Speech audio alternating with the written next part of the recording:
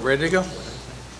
Good evening and welcome. This Poquoson City Council meeting is called to order. If we could all please rise, Councilwoman Hubbard is going to lead us in the invocation and the Pledge of Allegiance. Let us pray. Heavenly Father, we thank you for the privilege of serving this community. We ask your blessing on our public safety officers, our schools, educators, and all the city staff who work faithfully each day. Grant us wisdom tonight. Help us to listen well, speak kindly, and act justly for the good of all in our city. We ask in Jesus' name. Amen.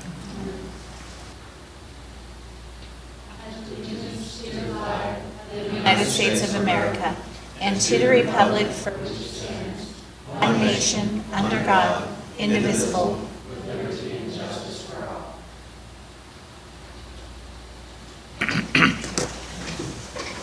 Thank you, Jeannie. Item C on the agenda is the audience for visitors. We'll open the floor for public comment related to Poquoson City matters. Seeing none, we'll close the floor and move on to item D, approval of the minutes of the regular session of April 28th, 2025. Do we have a motion and a second? Mr. Mayor, I move that we adopt the minutes of the regular session, April 28, 2025. Second. Thank you. Any questions or comments? Christie, call for vote, please. Councilman Freeman. Aye. Councilwoman Emmett. Aye. Councilman Southall. Aye. Councilman Fye. Aye. Councilwoman Hubbard. Aye. Vice Mayor Bunting. Aye. Mayor Hucks. Aye. Mr. Mayor, the motion carried by a vote of 7-0. Thank you, Christie. Item E is a public hearing for school board appointments that requires no action by council. And in her role as our city clerk and clerk of council, Christie has some information to share with us. So, Christie? I'm going to read off the names of the applications that I have received for the school board appointments from the Western Precinct. I have Kristen Jones, Kristen Call, Mary Sandy, Gabrielle Lingenfelter, Maria Heldreth, and from the Sarah Joyce, Caitlin Johnson, and Andrew. Christie? Let's wait until the public hearing gets open. Yes, being a public hearing, that needs to be opened for public comment related to school board appointments if we have any. Okay. No. Thank you, Christie. All right, from the Western Precinct, I have Kristen Jones, Kristen Call, Mary Sandy, Gabrielle Lingenfelter, Maria Heldreth. I have Kara Joyce, Caitlin Johnson, and Andrew Dow. Thank you, Christie. Any questions or comments from council members? Well, we will close the public hearing. I didn't hear you say that. Okay, do we have any public comment related to that? Okay, seeing none, we will close the public hearing and move on to item F, unfinished business. This is the second reading and final adoption of fiscal year 2026 annual financial plan. We have three ordinances that require a motion and a vote on each one. The first being an ordinance establishing the tax rate for real estate. The second being an ordinance establishing the tax rate for personal property. And the third is an ordinance appropriating the funds for fiscal year 2026 proposed annual financial plan. Do we have any? No, sir, we do not. Okay. Okay, that being said, any questions or comments from council? Do we have the final words from the state yet? Has the state got their budget done yet? Yes, they have. Second. Yeah, and it did include the additional funding for the schools. Okay, good, thank you. Thank you. All right, do we have a motion and a second for the ordinance establishing the tax rate for real estate? Mr. Mayor, I propose that we approve an ordinance establishing the tax rate for real estate at 1.14 cents for every $100. Second. Thank you. Questions or comments? Christie, call for vote, please. Councilwoman Hubbard? Aye. Councilman Southall? Aye. Councilman Freeman? Councilwoman Emmett? Aye. Vice Mayor Bunting? Councilman Fye? Aye. Mayor Hucks? Aye. Mr. Mayor, the motion carried by a vote of 7-0. Thank you. Do we have a motion and a second for the ordinance establishing the tax rate for personal property? Mr. Mayor, I move that we approve an ordinance to lay a $4.15 levy on all personal property, a .00001 levy on all watercraft, and a $1.50 levy on all privately owned camping trailers and motorhomes, and a $1.14 levy on all vehicles without motive power, used or designed to be used as manufactured homes in the city of Poquoson, Virginia, for the general operation of the various departments of the city government. Second. Thank you. Questions or comments? Christie? Councilman Southall? Aye. Councilman Freeman? Councilwoman Hubbard? Aye. Vice Mayor Bunting? Aye. Councilman Fye? Aye. Councilwoman Emmett? Aye. Mayor Hucks?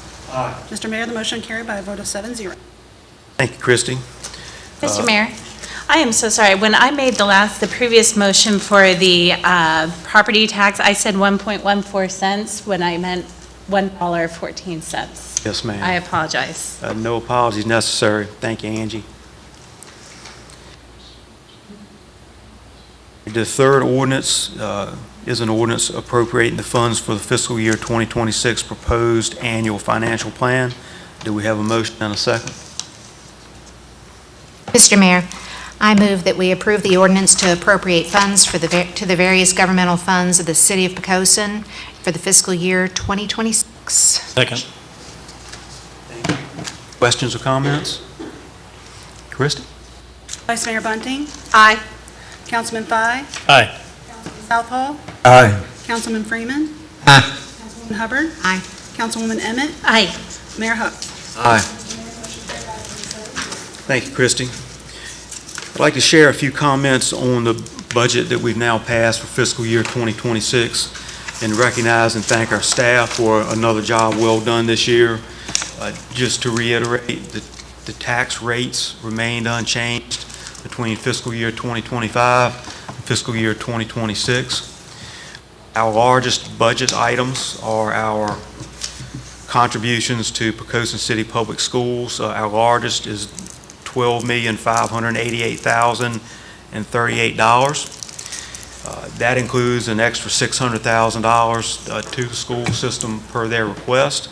And we're thankful to have the additional state funding, which lowered the school's request from the city, which was $847,402.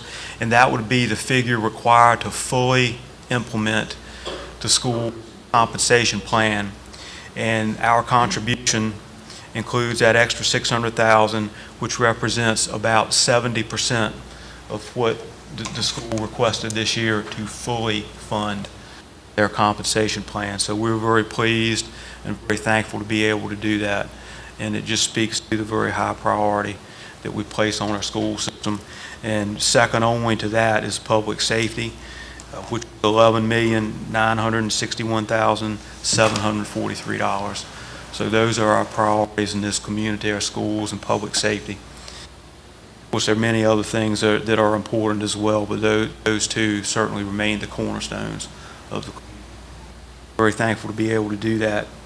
And regarding our staff, just some examples of the fruits of their labor, our AAA bond rating that we're so thankful for, that benefits us all on a daily basis. That's a major accomplishment that our staff has contributed to since 2009, I believe, when we first started that and accomplished it in 2017 and have been able to maintain it ever since. Our staff receives clean audits with no comments annually from a third-party auditor, and our staff receives the highest state award for financial reporting. So that's a pretty high honor, and we're so thankful for our staff.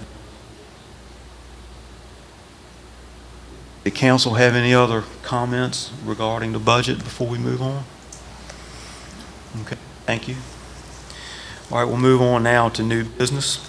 And Chief Cates is here with us. He's going to give us a presentation, and then I'll elaborate a little bit on what this ordinance involves. And I'm sorry, Mr. Andrew Roberts, he's the school's assistant superintendent for operations. And Mr. Roberts and Chief Cates work together on this, and we're very pleased to have y'all both with us. Good evening, Mayor, members of council. Come to you tonight in reference to an issue that's dear to all of us, and that's the safety of our students. And the police department and the school division are constantly working with one another on various levels in various different ways to maintain and enhance the safety of our students, whether it's on campus or on the way to or from campus. And over the last number of years, one tool that has been introduced technologically that has shown to be very beneficial in helping to improve the safety in transit is the stop arm cameras on our school buses. Virginia Code 462844, paragraph B, section 2, allows for localities to adopt by ordinance regulations authorizing the school division of the locality to install and operate video monitoring system in or on school buses or contract with a private vendor on their behalf. And in speaking with the school administrative staff, their desire is to partner with a company called Bus Patrol. They basically do all the work, except my staff would have to verify by looking at the videos that it was a violation, and Bus Patrol takes it from there. So what we have for you tonight is an ordinance to amend and reordain Chapter 78, Traffic and Motor Vehicles of the Code of the City of Poquoson, Virginia, by amending Article 2, Enforcement, adding Section 78-44, Video Monitoring Systems in and on school buses. Myself and Mr. Roberts are available for questions. I thought we already did that. We don't have video cameras on our buses? So we do have video cameras that just simply tape or video the activity inside the bus, but this is actually when the flashers and the stop arm is engaged in the bus, we'll turn on an exterior camera that will be monitoring traffic around the bus to see who actually violates running those stop signs. Okay, so the inside the bus is already monitored. We're looking at monitoring traffic outside the bus. Okay. Listen, a lot of stuff in the news lately regarding the flock cameras. But does this have any potential to get, with the data that's collected, get into trouble with that? Okay. No connection whatsoever. Okay, because I know that there was a big brouhaha about that. Thank you. So just to clarify, so the memo did say that it would be an upgraded interior as well, so replacing the tapes, getting a live feed, getting all that within the school bus as well, and that's the same vendor, the same contract, the same company? Bus Patrol, they Bus Patrol. provide that free of no charge, and that will be the first time that we've had in our school division where an administrator can actually live feed into a bus, see what's going on, and then access a better digital recording for archive costs too. So it's something that they provide free of charge and would upgrade our system. This would go live the start of the next school year? Yeah, it just depends because the ordinance has to occur first, and we form an MOU with the police department, and then from there we would have to take it. So realistically, yeah, probably summer school and/or the new year would be the first time. Thank you. And just a point of clarification that was in the letter that you wrote, Chief. Actually, no, I think you wrote the letter about the funding for this is actually deferred through the citations that would be generated. So the vendor, and this is primarily for people at home and out here, the vendor is taking on the responsibility of the costs until it is recouped through the initial citations. And it's only for those that are violating passing a stop school bus with the signs, not for speeders or anything like that. Pickpockets. Yeah. Take it. Excuse me, can you explain the cost that the vendor's going to pay for this? Yes, sir. So the way the model works with the vendor covers all initial costs. As violations occur, those that are sent citations, the fines are mailed in, they keep the money until the system is paid for. And then when it reaches a surplus level, it is then forwarded on to the school division. So the system pays for itself is basically the way it's designed. Oh, okay, so you're not going to be coming back saying, well, all right, well, now we need more money for the schools, for the cameras. Okay, thank you. Any other questions or comments? Chief Cates, Mr. Roberts, thank you very much for being with us. I appreciate that. And just to restate, this ordinance is to amend and reordain Chapter 78, Traffic and Motor Vehicles of the Code of the City of Poquoson, Virginia, by amending Article 2, Enforcement, by adding Section 78-44, Video Monitoring Systems in and out of school buses, in and on school buses, I should say. Do we have a motion and a second? So moved, Mr. Mayor. Second. Thank you. Christie, call for a vote, please. Councilwoman Emmett, Aye. Councilwoman Hubbard, Aye. Councilman Clyde, Aye. Councilman Southall, Aye. Vice Mayor Bunting, Aye. Councilman Freeman, Mayor Hooks. Aye. Mr. Mayor, the motion carried by a vote of 7-0. Thank you.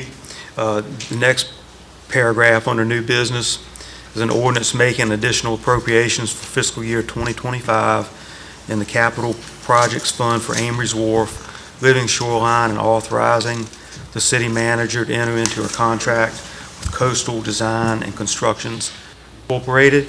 And we have with us tonight Ms. Laura Noose. She is our environmental compliance officer. So Laura, the floor is yours. Thank you. So I'm going to be speaking over here. I hope that's okay with everyone. So good evening, everyone. Good evening, council members and mayor, vice mayor, and city manager. So there's a couple people that haven't met me tonight. So for those who haven't met me yet, I'm Laura Noose. I'm the city's environmental compliance officer. And tonight I'm here to update city council on the Amory's Wharf Living Shoreline project. Okay, I'm making sure it works. So to provide some backstory, our mayor here initially brought some concerns about erosion to Amory's Wharf to our staff. And so over the past 18 months, myself, along with Tanya O'Connell, the assistant city manager, have met with several agencies and residents, contractors to determine the best path forward for repairing the shoreline. So it was determined that the best proposal for doing this was to restore the shoreline via a living shoreline. The scope of work includes an enhanced kayak ramp, 2 granite riprap sills located on either side of the kayak ramp, and the shoreline will then be backfilled with clean sand and planted with native wetland plantings, which is mainly going to be Spartina. So on this screen, I've included a few examples of living shorelines that are locally installed to give you an example and an idea of how the project will look when it's done. So moving forward with this project, the city was issued an invitation for bid on April 2025 with the closing date for bids on May 1st. The city received a total of 5 bids, with the lowest being $237,179 from Coastal Design and Construction Incorporated. City Council initially funded this project through 2 ordinances.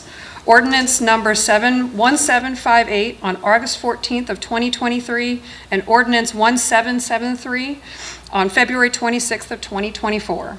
These 2 total $224,009. The city staff has already utilized $2,500 to plan, design, and permit this project, which leaves an available appropriation of $221,509. Therefore, to proceed with this project, with the contract, staff recommends transferring $15,670,000 within the city's capital project unrestricted fund balance. And in addition to those funds needed to enter into the contract, staff also recommends transferring an additional $19,330 to provide for change orders, as well as for additional funds to purchase a project sign for the Amory's Wharf area. This will inform residents about the upcoming project. So attached, you will find an ordinance for City Council's consideration to authorize the transfer of $35,000 towards the living shoreline at Amory's Wharf. along with authorizing the city manager to enter in with a contract with Coastal Design and Construction Incorporated. This authorization is required because of the amount is over the city manager's authorization. Thank you. And I'm here if you have any questions for me. I Yes, sir. have some comments, and I'm for this, but, and I believe I was with you that back in 2023 when folks came. Yes, sir. And showed the outline of what they were going to do, and I was all for it. But to basically summarize it, in August of '23, we basically said $100,000, anticipating being able to get $50,000 through a grant.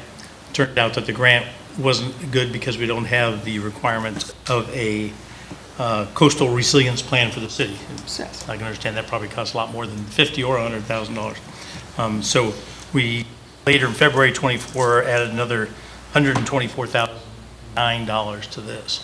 And that still falls short, so we're putting another $35,000. So our grand total will be $259,009 toward this. And that's what we hope to get out of it, correct? Yes, sir. Yeah. The only reason I bring this up is, I was all for it at 100,000. I was still for it at 150,000. At a 200,000, now we're over 250,000. And I start looking, especially the budget season, as to what we're doing. So everybody think about what we're considering doing here. But like I said, I'm all for it. And I know you had talked about reaching out to different groups to help. And I know the Lions Club did put 2 benches down there, if you've ever been down there to see the benches we put down there, and other things as well. I know that the Parks and Rec had put a picnic table, latrine facilities or whatever you want to call it, a porta potty down there as well.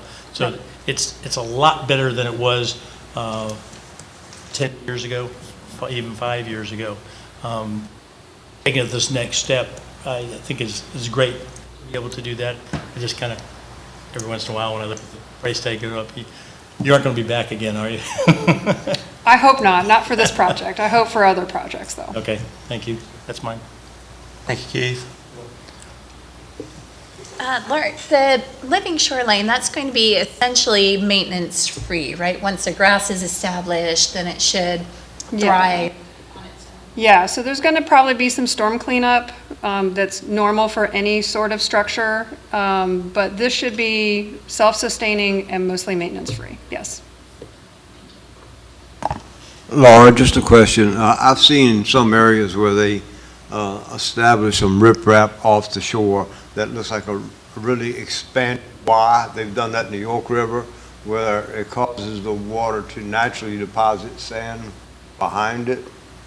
Okay, and then you could replenish the shoreline. Have we looked at trying an approach that way without having to bring in the sand, but having the sand naturally accumulate there? We had Seas evaluated, and this was the best design that they came up with. So I don't think that we really looked at some sort of alternative where the sand would come in. I don't really think there's enough fetch or wave action for that to happen, but that would incur with Seas, and they didn't present that as a design alternative for us. Question, if you wouldn't mind going back a slide, I'm just curious, that one. Are we regaining any territory that had been eroded through this project? Yes, so essentially what happened is that the property is shelving right now. And so by installing the sill and backfilling with sand, we are regaining elevations that weren't present prior to the 1950s or 60s. And so, the way Willoughby Spit was formed, Willoughby came in and created that land, it could come and take it out again, right? The other part of the structure is going to prevent potentially losing everything we put in, all the sand that we add in the next hurricane? Yes, so the sill serves almost like a breakwater for any large storm surges or anything like that. The vegetation is actually really erosion inhibitive. So once the vegetation takes place, this will actually be a very sound structure. So there would be minimal erosion once the actual living shoreline is fully installed and fully established. Thank you. You're welcome. I was going to add that one of the bigger things I always thought this was the fact that it's going to make, not so much a boat ramp, but definitely a kayak canoe launch, which adds to the Blue Ways, which I know that Parks and Rec has been pushing for many years, which would be a great thing for that area. Yes.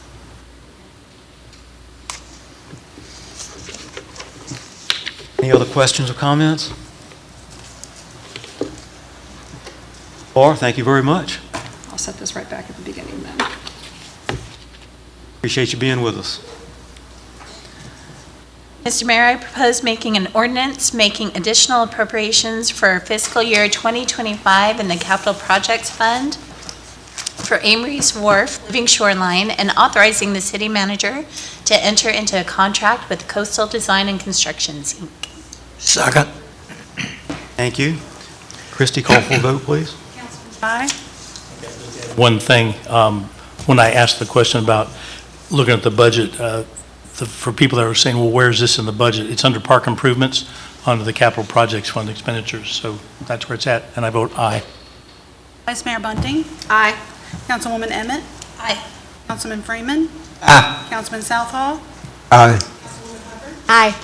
Mayor Hux? Aye. Mr. Mayor, the motion carried by a vote of 7-0. Thank you. That brings us to item H, comments of the city manager. Randy? Thank you, Mr. Mayor. Just a couple of brief things this evening. Wanted to thank Laura and Stephen as well, and Andrew, and Tara, and Tanya, who's not here, for their respective work on the school bus issue and also the living shoreline. And wanted to thank council for your votes on the budget, and recognize and thank once again Tara and the department heads who all contribute in their own way, as well as the superintendent's office, their finance folks. It's a group effort, so thank you for that, and I have nothing else, sir. Thank you, Randy. Jeannie? Thank you. Council directives. So I wanted to mention again, as I usually do, as is my way, Parks and Rec, summer camp registration's open. Angie, hope you got your kids in. I've got them registered for 2 so far, more coming. Excellent. Summer swim lessons are also available through Parks and Rec, and if you want to be a lifeguard, they're doing lifeguard training sessions as well. So if you are interested in any of those things, head down to Parks and Rec in the municipal building across from Tabernacle. The Poquoson Pool is going to open Memorial Day weekend. Get out your swim fins. And if you're a seafood festival vendor, if you like to be one of those people underneath one of those tents, your application's due before June 2nd. And on the music front, got a little more information. Now, the high school concert is on May 27th, and that's at 7 p.m. at the middle school. The senior solo night is June 3rd at 6. Now, if you want to just go and listen to these amazing seniors do their goodbye solos, that's a $10 general admission, but if you want a dinner date, it's $20 pop.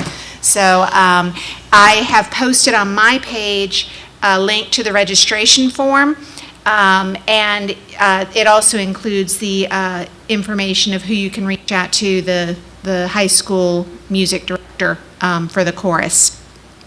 Jeannie, will you repeat those dates for us? I will. May 27th is the high school concert at the middle school, 7 o'clock.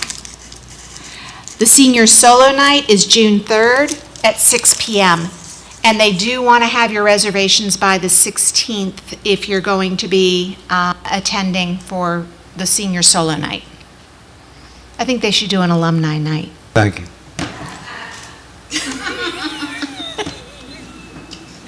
You'd be right up there with me, wouldn't you, Elistra? I'm done. Thank you, Jeannie.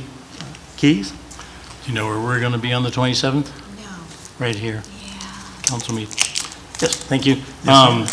Two things. One is the food pantry was held last Thursday, an excellent job by the volunteers that came out, which represent the Kiwanis Club, outstanding job by them. And of course, we had MES Baptist Church in full force, which is always great for them. Did find out, announcement regarding that is that members of the Poquoson Picklers, which is a group of pickleball players in Poquoson, have volunteered to assist at one of the monthly distributions, which is always helpful to have groups that can come out. The Kiwanis did this past month, and the Lions Club will be doing it in June to help us out and get the distribution going. Second thing is this Thursday, I'll be attending the Virginia Peninsula Community College commencement, which starts down in the Coliseum this year. Anyway, it's starting at 2 o'clock and going through 4 o'clock or however long it takes to get those graduates all out the door. So good for all of them. I'm sure there's some Poquoson members in there, and I'll find them, search them out. That's all I have, sir. Thank you, Keith. Deb? No comments. Thank you, Mayor. Thank you. Mr. Freeman? I have nothing further. Thank you. Angie? The only thing I have is May 31st at the Poquoson Museum, there will be the second annual Bull Island Barnacle and Brew Festival, 1 to 5 p.m. We're doing it a little bit different this year. It's going to be more family friendly, so kids get free admission, kids get free hot dogs, we're going to have free bounce houses, there will be a band, and this year basically it's still going to be Graham and Rollins, but instead of all you can eat, to get your admission you can either purchase one item for $20, 2 items for $30, or 4 items from Graham and Rollins for $45. That gets you in the door, and your kids get in free. Thank you, Angie. Mr. Southall? Yes, I'd like to thank everyone who came out tonight to pay attention to the city government. I think that's very important. I encourage you to invite your friends, and I'd like to thank everyone at home who watches our city government. I'd like to thank every one of you and invite your friends to do the same thing. We read into tonight some school board applications. The city has many boards and committees. We welcome your applications. And I think the more you participate, the more you'll appreciate the way the city is run efficiently for you. Thank you very much. Thank you, Mr. Southall. Mr. Freeman? Yes, one thing that I wanted to mention. On the 26th, on Memorial Day, American Legion Post 273 will have our Memorial Day ceremony right out here in front of City Hall at Memorial. We call it Memorial Park, I think. Date again, Kerry? Memorial Day is 26 May, Okay. Monday, 26 May at 10 o'clock. Thank you. So. Thank you, Mr. Freeman. I'd like to thank the IT support folks, Ms. Jen Canella, Ms. Alicia Barefoot. Thank you all for being with us again. Also like to thank our executive assistant, Ms. Ashley Chaika. She comes and does the minutes, which is a big job, and we appreciate that as well. Next item on the agenda is a closed session. Pursuant to Section 2.2-3711A3 of the Code of Virginia from 1950, as amended, for discussion of acquisition or disposition of real property, and Section 2.2-3711A8 to consult with the city attorney on specific legal matters requiring legal advice. Have a motion and a second. So moved, Mr. Mayor. Second. Thank you. Christie? Councilman Freeman. Aye. Councilwoman Emmett. Aye. Councilman Southall. Aye. Councilman Thigh. Councilwoman Hubbard. Aye. Vice Mayor Bunting. Aye. Mayor Hucks. Aye. Mr. Mayor, the motion will carry by a vote of 7-0. Thank you. We're now in closed session.